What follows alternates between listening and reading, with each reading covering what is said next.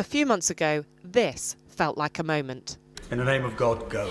But in truth, it was still a rare voice on the Tory benches. Even when 148 MPs voted against him, parliamentary party does have confidence. Boris Johnson stayed put. But the scandal surrounding his deputy chief whip, Chris Pincher, and what appeared to be another lie. The Prime Minister did not immediately recall the conversation in late 2019. Was just too much, and in came that avalanche of resignations. The reaction in Parliament, when the PM finally went, tended to go like this.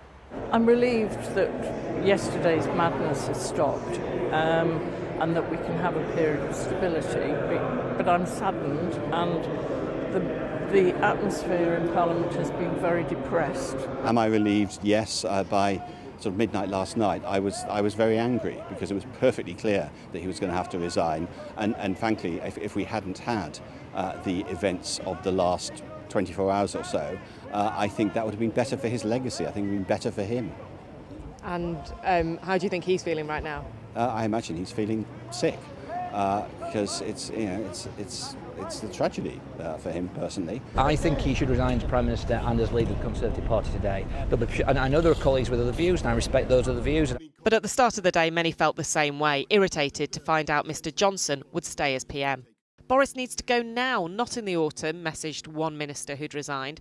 Another agreed. There is a strong feeling the PM cannot be trusted to behave properly, they said. A third said no way about him staying. But as the day moved on, the mood shifted to this. It's ebbed and flowed, but consensus seems to be, let him stay.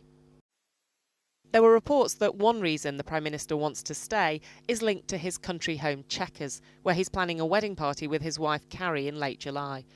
But for MPs who want to push him out, there is no mechanism to do that anyway. The rules in the Constitution are he remains Prime Minister until the Conservative Party has elected a new leader of the party. That is why conversations in Parliament's tea rooms have turned to speeding up this process. Sources tell me it is likely that the 1922 committee of Conservative backbenchers, who tend to meet upstairs, will now push for candidates to face a vote of MPs within 2 weeks or less. The two finalists will then go in front of party members, and I'm told that there is a proposal for that part of the process to be done so quickly that we have a new Prime Minister when MPs return here in September. What will be Boris Johnson's legacy?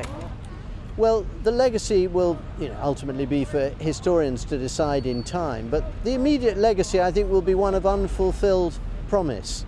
Huge potential, but ultimately, I'm afraid, unable to persuade people to have trust in what he was saying.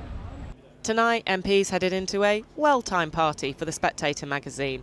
There were key backbenchers, former ministers, and even leadership hopefuls. But who is it who will be rebuilding that trust?